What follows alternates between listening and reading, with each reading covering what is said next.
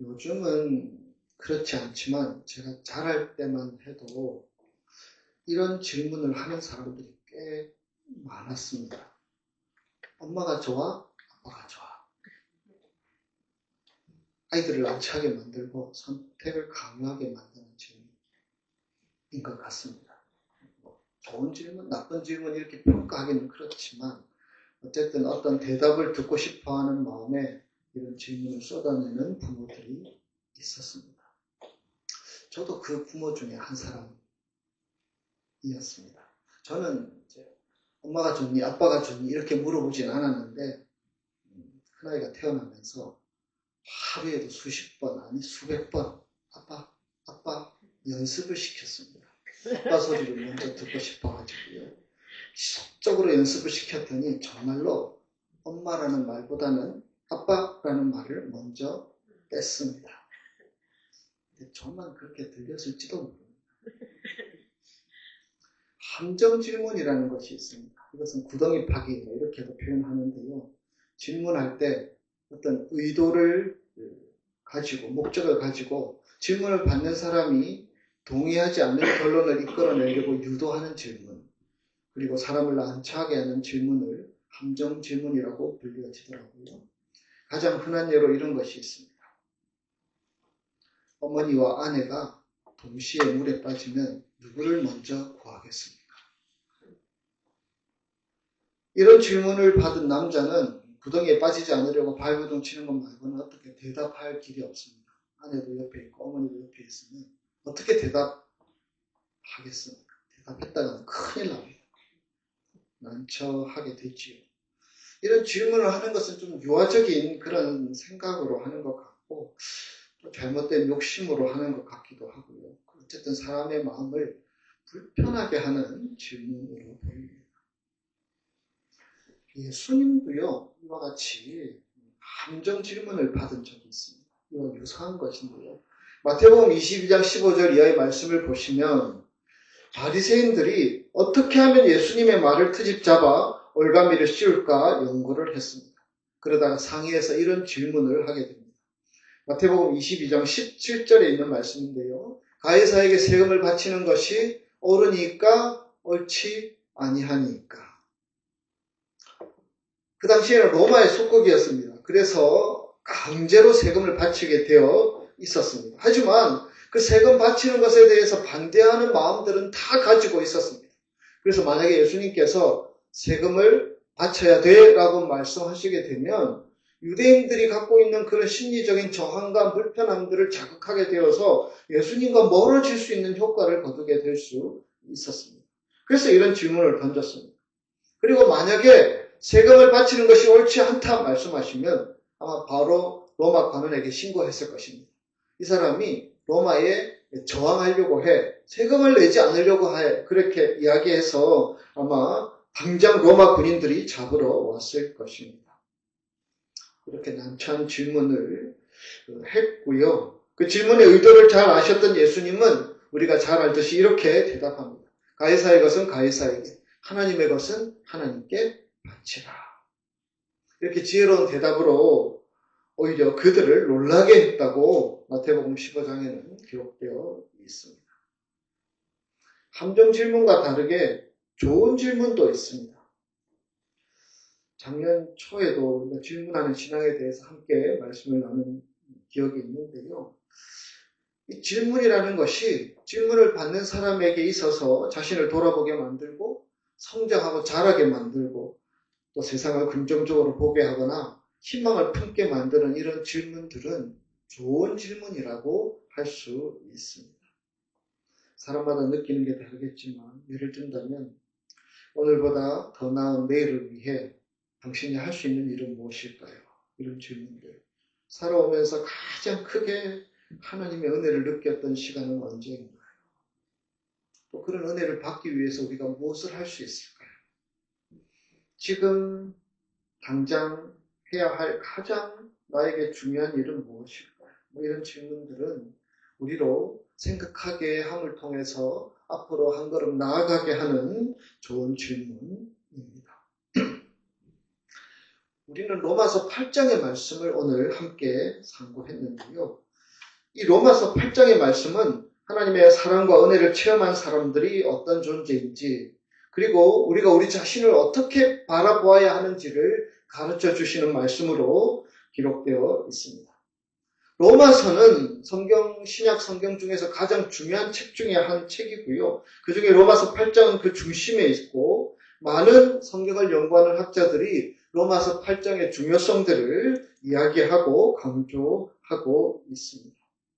특별히 오늘 우리가 읽은 본문 속에는 질문의 형식을 띤 몇 가지 말씀이 있습니다. 질문의 형식으로 되어는 있는데 그 질문들을 자세히 보면 그 질문이 대답을 요구하는 질문이 아니라 질문 속에 답이 있는, 질문 속에 질문하고 있는 의도가 담겨 있는 그러한 질문들이 있습니다. 질문 자체가 답이라는 것입니다. 그리고 그 답은 우리의 신앙을 고취하게 만들고 믿음을 굳건하게 만들고 소망을 갖게 만드는 그러한 질문들입니다. 이 질문 속에는 우리 주님께서 우리에게 하신 위대한 일들이 기록되어 있고 그 위대한 일들을 받아들이면서 어떻게 할지에 대한 어떤 도전들이 담겨 있는 질문들입니다. 이 질문의 말씀을 오늘 한 4가지 정도로 함께 나누면서 우리의 신앙을 점검하고 우리가 어떻게 앞으로 나아가야 할지를 함께 살펴볼 수 있기를 원합니다. 첫 번째 질문입니다. 31절 말씀인데요. 만일 하나님이 우리를 위하시면 누가 우리를 대적하리요? 여러분, 이게 질문이죠? 하나님께서 우리에게 던져주시는 질문으로 이해하시고 한번 답을 마음속으로 해보시면 좋겠습니다. 만일 하나님이 우리를 위하시면 누가 우리를 대적하리요? 이 말씀의 의미는 하나님이 우리를 위하시고 우리 편이기 때문에 아무도 대적할 수가 없다. 좀 쉽게 말하면 아무도 나에게 덤빌 수 없다. 이런 말씀입니다. 세상을 살면서 우리가 혼자라고 느낄 때가 있습니다. 믿고 의지하는 사람들이 있지만 그것이 영원하지 않다는 것을 알게 되고 또 이해관계가 얽히게 되면 가까운 사람도 멀어지는 일들도 종종 있습니다. 그렇게 가까이 지냈는데 돈 때문에 또 여러 가지 시정 때문에 이해관계 때문에 갈등하고 싸우고 갈라지는 경우들이 이 세상에 얼마나 많은지 모릅니다. 누가 진짜 자기 편인지 누가 남의 편인지. 다윗도 그랬습니다. 여러분, 다윗이 처음에 왕이 되고 나서 잘 나갈 때에는 모두가 다윗에게 머리를 숙이고 그에게 이렇게 복종했었습니다. 하지만 다윗이 살던 시대에 반란들이 일어납니다. 신하들도 반란하고 자식들도 반란을 일으키고 그래서 도망자 신세가 되고 그래서 쫓겨다니는 신세가 됩니다. 그러니까 진짜 다윗에게 충성하는 사람들, 그렇지 않은 사람들이 그대로 드러납니다. 배신하는 사람들, 저주하는 사람들, 다윗을 멀리하는 사람들이 생겨납니다. 다윗이 사람 복이 없어서 그럴까요? 그렇지 않습니다. 사람은 다 그렇습니다. 어제의 동지가 오늘의 적이 되기도 하고 오늘의 적이었지만 이해관계로 다시 뭉쳐지기도 하는 것이 인간 세상입니다. 그러나 여러분, 하나님은 다릅니다. 하나님이 우리를 위하시면, 하나님이 우리 편이시면 그것은 내가 마음을 바꾸지 않는 한 영원히 우리 편이십니다. 그리고 그 하나님이 영원히 우리 편임을 깨닫게 되었을 때에 그 누구도 우리를 넘어뜨리지 못한다는 것을 지금 질문 속에 우리에게 도전하고 있는 것입니다. 실제로 우리는 두려워하는 것들이 있습니다. 여러분, 무엇이 여러분을 두렵게 하고 있습니까? 어릴 때 경험한 상처들이 어떤 상황만 되면 되살아나 두려움과 근심 속에 쌓이게 하기도 합니다. 다른 때는 다 괜찮은데 어떤 상황에만 딱 놓이게 되면 마음이 불안하고 평소처럼 행동하지 못하고 우리로 작아지게 되는 경우들이 있습니다. 평생 살아오면서 어떤 분은 나는 평안한 가운데 살아온 시간이 언제인지 기억도 나지 않는다고 말하는 분도 본 적이 있습니다. 그러나 우리가 예수를 믿고 하나님의 자녀가 되면서 달라지는 것이 한 가지가 있습니다. 그것은 우리가 믿는 하나님이 언제나 나와 함께 하신다는 사실입니다. 그 말씀을 무엇이라고 합니까? 임마누엘. 하나님이, 내가 믿는 하나님이, 내가 예배하는 하나님이, 내가 의지하는 하나님이 나와 늘 함께 하신다는 사실입니다. 그리고 그분은 우리를 응원하시고 우리를 위하십니다. 우리의 영적인 성장을 위해 힘든 시간을 통해서 우리를 연단하는 경우도 있지만 하나님 아버지의 마음은 늘 우리를 먼저 생각하시고 아끼시는 분이십니다. 그 마음이 이 31절의 질문 가운데 담겨져 있다는 사실입니다. 질문의 내용이 무엇입니까? 만일 하나님이 우리를 위하시면이라고 되어 있는데 이 말씀은 하나님이 우리 편이라고 생각해봐. 만일 하나님이 우리에게 늘 우리 편이라고 가정해봐 라는 질문을 던지면서 도전하는 말입니다. 그래서 이 말씀은 이렇게 풀었을 수 있습니다. 여보게, 만일 하나님이 너를 위한다고 생각해봐. 온 세상을 창조하시고 다스리시는 하나님이 바로 너 편이야. 너를 위하고 너와 함께하고 있다는 사실을 한번 깊이 생각해봐. 도대체 누가 너를 건드리겠어? 도대체 누가 너를 무너뜨리겠어? 도대체 누가 너를 흔들 수 있어? 라고 하면서 던지는 도전의 질문입니다. 이스라엘과 블레셋이 엘라 골짜기라는 곳에서 서로 노래보며 전쟁을 하고 있었습니다. 사무엘상 17장에 나오는 내용인데요. 블레셋에는 위대한 장군 골리앗이 있었습니다. 아주 보기에도 탁월한 장군으로 보였고요.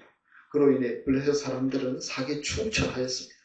저 위대한 골리앗 장군이 우리와 함께 있으니까, 우리 편이니까 이제 뭐 걱정이 없어 하면서 느긋한 마음을 가지고 전쟁을 준비하고 있었습니다. 그러나 골리앗의 위협을 들은 사울과 이스라엘은 그 골리앗 앞에서 놀라고 두려워했습니다.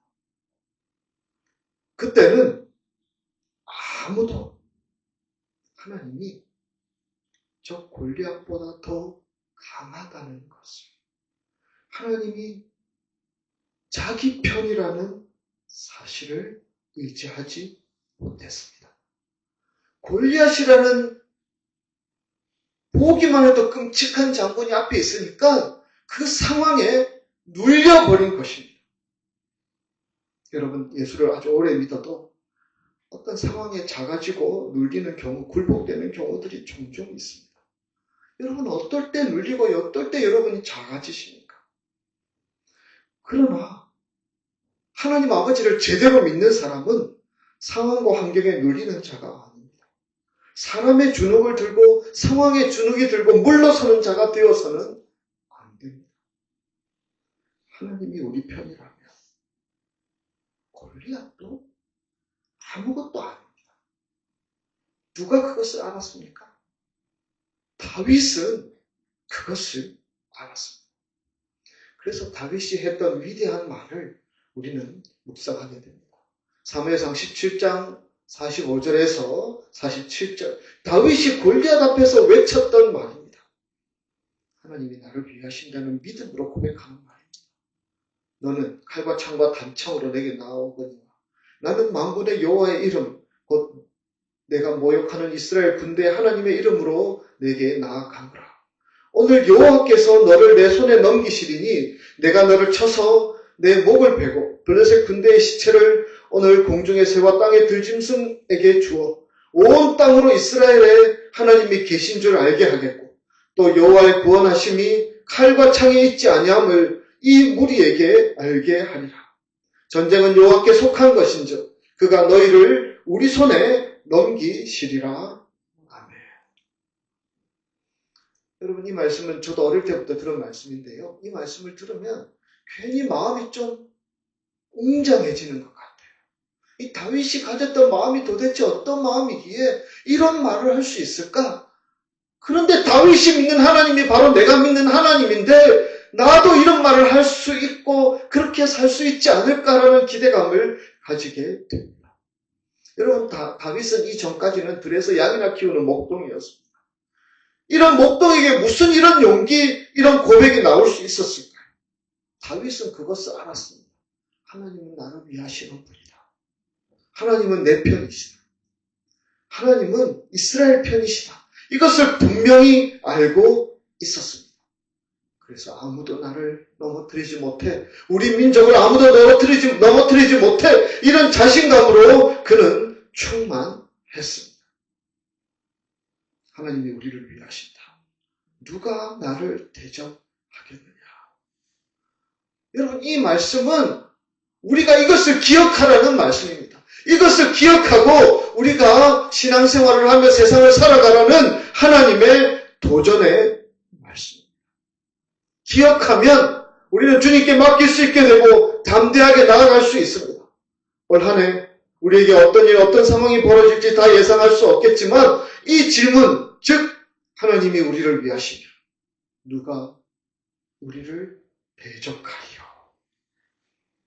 라는 말씀을 마음에 담고 가슴을 쫙 펴고 넉넉한 마음을 가지고 살아가는 자 되기를 우리 주님은 원하십니다. 그래서 이 질문들을, 이 도전들을 우리에게 주시는 것입니다. 두 번째 질문, 본문 32절에 있습니다. 우리 함께 읽겠습니다. 자기 아들을 아끼지 아니하시고 우리 모든 사람을 위하여 내주시니까 어찌 그 아들과 함께 모든 것을 우리에게 주시지 아니하겠느냐. 아멘. 여러분, 우리는 인간들은 다 필요를 가지고 그 필요를 가지고 주님 앞에 나아갈 때가 많습니다. 젊을 때는 젊을 때 나름대로 필요한 것들이 있고요. 그것을 구하며 그렇게 살아가고 연세가 드시면 젊을 때 필요한 것들을 구하지는 않는데 또 다른 필요들을 느끼며 그렇게 살아갑니다. 그리고 보면 조금 연세가 드시면 젊을 때 가지었던 그 필요들이 꼭 없어도 되는구나 이런 것도 깨닫게 되는 경우들을 보게 됩니다. 또 임종을 앞둔 분들과 이야기를 나누다 보면 그거 다 필요 없고 이게 더 중요했던 것인데 내가 쓸데없는 것에 필요를 느끼고 달려왔네요 하면서 후회하는 말을 종종 듣게 됩니다.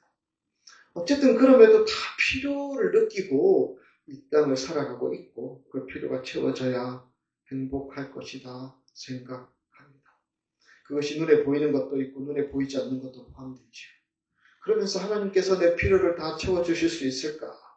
지금도 모자란 것, 없어서 불편한 것, 힘든 것이 있는데 하나님이 다 내 필요를 채워주시면 얼마나 좋을까?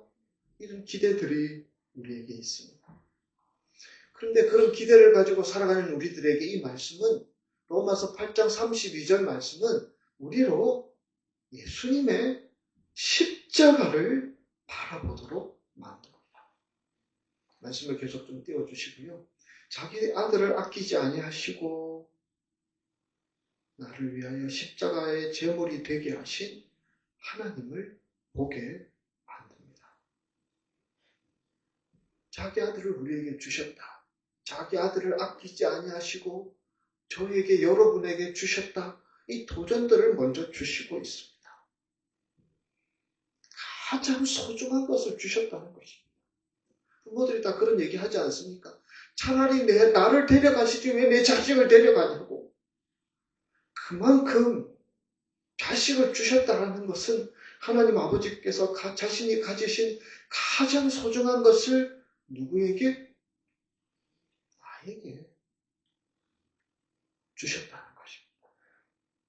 여러분 그것을 믿으십니까? 하나님 자신을 주셨다는 것입니다. 창세기 22장을 보면 하나님은 아브라함에게 100세에 낳은 아들을 바치라고 명하십니다. 자식 바치는 게 쉬운 일입니까? 그 말도 안 되는 명령 앞에 아브라함은 묵묵히 그 과정을 밟아나갑니다. 아들을 사랑하지 않아서 그랬겠습니까? 결코 그것은 아닐 것입니다.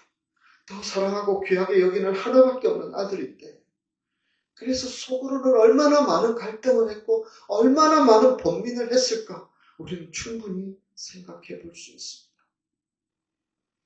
여러분, 아브라함이 가졌던 마음보다 하나님 아버지께서 아들을 십자가에 내주면서 가진 마음이 덜 하겠습니까? 십자가에서 피 한 방울, 물 한 방울까지 다 흘리시면서 돌아가신 아들을 보면서 하나님 아버지의 마음은 어떠하셨겠습니까? 찢어지는 마음이었을 것입니다. 그러나 하나님은 십자가에서 아들을 우리에게 주셨습니다. 그만큼 나를 아끼고 사랑하셨다는 것입니다. 그래서 이 질문 속에 우리를 향한 메시지들이 담겨 있는 것이 아니겠습니까? 어찌 그 아들과 함께 모든 것을 우리에게 주시지 아니하겠느냐. 우리는 당장 급하고 채워지지 않는 것들로 인해 마음 졸이며 살아가기도 합니다.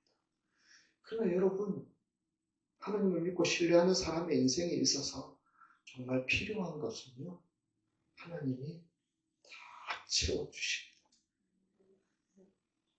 돌아보십시오. 하나님은 그때그때 필요를 따라 적절하게 채워주셨습니다. 내가 꼭 필요하다고 느끼고 구했는데 주시지 않은 것은 지나고 나면 우리에게 그거 없어도 살 수 있다고 생각하셔서 그럴 때가 있다는 사실입니다. 우리에게 그런 믿음이 필요합니다. 그리고 그 하나님은 분명 앞으로의 우리의 삶 가운데서도 채워주실 것입니다.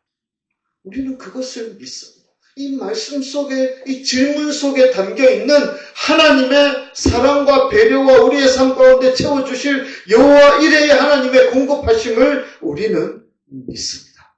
그래서 이 질문 앞에 우리는 대답할 필요가 없습니다. 그냥 하나님 앞에 감사하고 하나님 은혜에 감사하고 찬양하는 것뿐이 우리가 해야 할 일인 줄 믿습니다. 세 번째 질문입니다. 33절 말씀입니다. 33절에 보시면 누가 능히 하나님께서 택하신 자들을 고발하리요 의롭다 하신 이는 하나님이시니 라고 되어 있습니다. 누가 능히 나를 고발하리요? 누가 능히 나를 고소하리요? 정죄할 것인가? 라는 질문들을 하고 있는데요. 여러분, 이 말씀은 우리로 상상 속에서 어떤 법정으로 우리를 데리고 갑니다. 하나님이 재판장이시고 우리가 앞에 서 있습니다. 재판을 받기 위해서.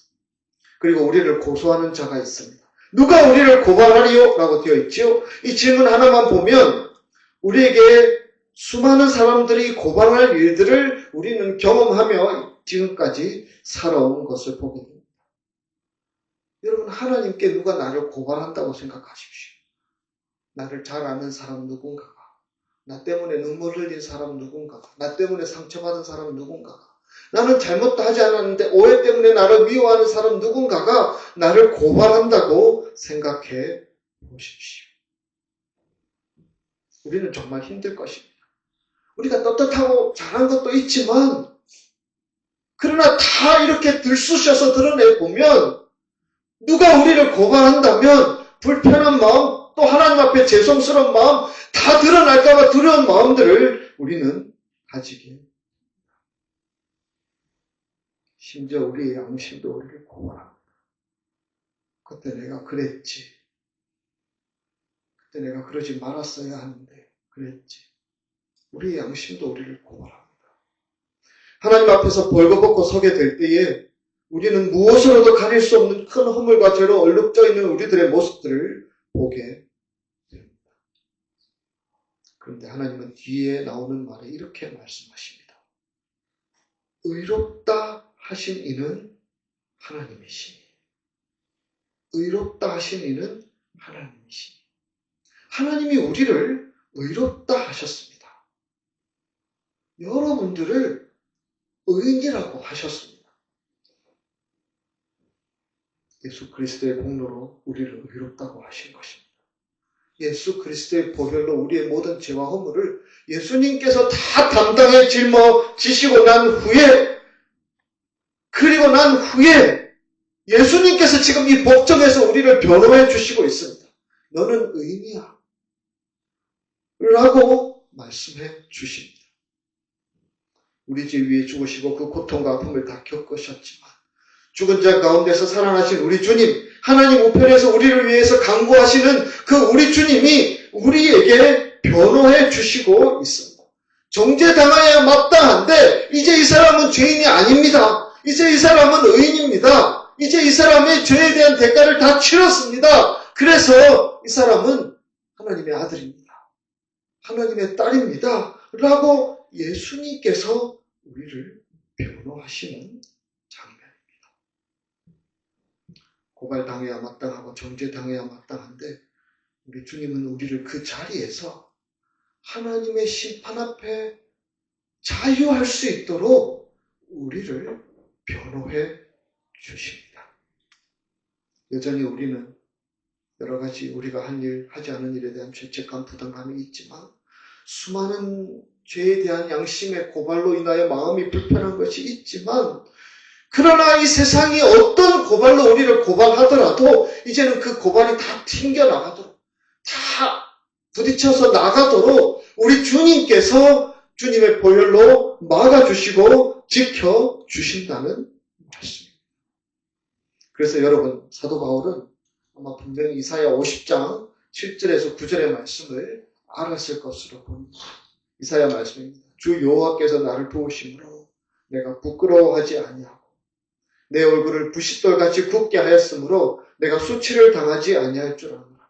나를 의롭다 하신 이가 가까이 계시니 나와 다툴 자가 누구냐? 나와 함께 설지어다. 나의 대적이 누구냐? 내게 가까이 나아올지어다. 보라 주 여호와께서 나를 도우시리니 나를 정죄할 자 누구냐? 하나님이 우리를 정죄하지 않겠다고 하시는 이 말씀보다 우리에게 더 큰 위로가 되는 말씀은 없습니다. 가늠하다가 현장에서 잡힌 여인, 예수님께서 어떻게 하셨습니까? 정죄하지 않으시고 다시 기회를 주셨습니다. 하나님께서 하나님의 재판장에 서 있는 우리들을 보고 너 이런 죄 지었지, 저런 죄 지었지 묻지 않으시고 십자가의 사랑으로 다 덮어주시겠다고 말씀하시는 것입니다. 그래서 우리는 자유합니다. 그래서 우리는 당당할 수 있습니다. 그래서 우리는 새롭게 시작할 수 있습니다. 그래서 우리는 내일을 얘기할 수 있습니다. 그리고 주님께서 주신 은혜들을 누릴 만한 자격이 충분히 있습니다. 네 번째 마지막 질문입니다. 35절 말씀입니다. 누가 우리를 그리스도의 사랑에서 끊으리요? 여러분 이 질문 속에 어떤 대답이 담겨 있는지 이해하실 수 있으시겠죠? 우리가 그리스도의 은혜 안에 있고 사랑 안에 있으면서도 여전히 우리는 고난과 아픔이 다가오면 경험합니다. 여러분 우리가 십자가의 능력을 믿고 의지하면서 살고는 있는데 아무것도 아닌 것들이 우리에게 다가와서 우리로 내가 믿는 것들을 자꾸 이렇게 확 무너뜨리려고 흔들고 있는 경우들을 보게 됩니다. 세상은 자꾸 우리를 미혹합니다. 너 그거밖에 안 되잖아. 네가 결심한다고 뭘 할 수 있어? 너가 달려가 보지만 너 여전히 죄인이 아무것도 아니야. 네가 무슨 하나님의 사랑 받을 자격이나 있어? 이런 도전들을 하며 우리를 미혹하는 사탄의 계략이 있습니다. 세상에서 제일 크신 살아계신 하나님을 사랑하는 것을 우리는 알고 그 하나님이 우리를 사랑하는 것도 알고 있는데 실제로 내 모습을 보면 내가 사랑받는 사람이 맞나? 라는 질문들을 던지며 불안해할 때도 있습니다. 그러나 하나님께서는 분명히 이 말씀 앞에 우리가 서기를 원하십니다. 누가 우리를 그리스도의 사랑에서 끊으리요? 37절의 말씀은 이렇게 선포합니다. 그러나 이 모든 일에 우리를 사랑하시는 이로 말미암아 우리가 넉넉히 이깁니다. 여러분, 세상을 살아가는 승리의 비결은 우리를 사랑하시는 주님 때문입니다. 내가 알듯이 우리는 승리할 능력이 없습니다. 그러나 우리 주님의 사랑은 헤아릴 수 없이 깊고 넓습니다. 이해하고 받아들일 수 없을 만큼 너무나 크고 놀라운 사랑입니다. 그분은 십자가에 달려 도살할 양처럼 죽임을 당하셨지만 그 모든 것을 뚫고 이겨내셔서 부활하신 우리 주님이십니다. 그리고 그 주님께서는 우리에게 이렇게 말씀하고 계십니다. 38절, 39절 말씀 우리 함께 읽겠습니다. 내가 확신하노니 사망이나 생명이나 천사들이나 권세자들이나 현재일이나 장래일이나 능력이나 높음이나 깊음이나 다른 어떤 피조물이라도 우리를 우리 주 그리스도 예수 안에 있는 하나님의 사랑에서 끊을 수 없으리라. 살아계신 하나님의 능력이 그 사랑이 우리를 꼭 붙들고 계시다고 말씀하고 계십니다. 이리저리 마음이 흔들리기도 하고 인간적인 온갖 생각들을 다하는 우리를 하나님께서 결코 포기하지 않으시겠다고 말씀하고 계십니다. 그 누구도 하나님의 사랑의 고리로 이렇게 꿰고 있는 그 고리에서 어느 누구도 떨어지지 않도록 하나님께서 꼭 붙들고 계시더라고 말씀하고 계십니다. 이것을 우리는 믿습니다. 오늘 본문 말씀의 시작은 만일 하나님이 우리를 위하시면이라는 말로 시작이 되었습니다. 그러나 그 질문 한 가지 한 가지가 우리에게 도전하고 있는 말씀입니다. 우리에게 단순히 대답을 위한 도전이 아니고 그 질문 속에 우리를 향한 하나님의 강력한 의지와 사랑과 은혜들을 담고 있는 도전의 말씀입니다. 그래서 우리는 확신합니다. 우리는 확신합니다. 누구도 그 무엇도 우리를 하나님의 사랑에서 끊을 수 없음을 확신합니다. 여러분, 이 확신이 저와 여러분이 가진 이 2025년을 살아가는 저와 여러분이 가진 확신이 될 수 있기를 주의 이름으로 축복합니다. 나는 굳게 믿습니다. 나는 굳게 믿습니다. 하나님의 사랑에서 그 누구도 끊을 수 없음을 굳게 믿습니다. 그 하나님이 우리를 붙들고 계시기에, 놓지 않으시기에 우리는 결코 자유할 수 있습니다. 이 믿음의 고백과 신앙을 가지고 오늘도 하나님께서 우리에게 던지는 질문을 그 말씀 속에 담겨있는 메시지를 붙들고 응답하며 살아가는 저와 여러분이 될 수 있기를 주님의 이름으로 축복합니다.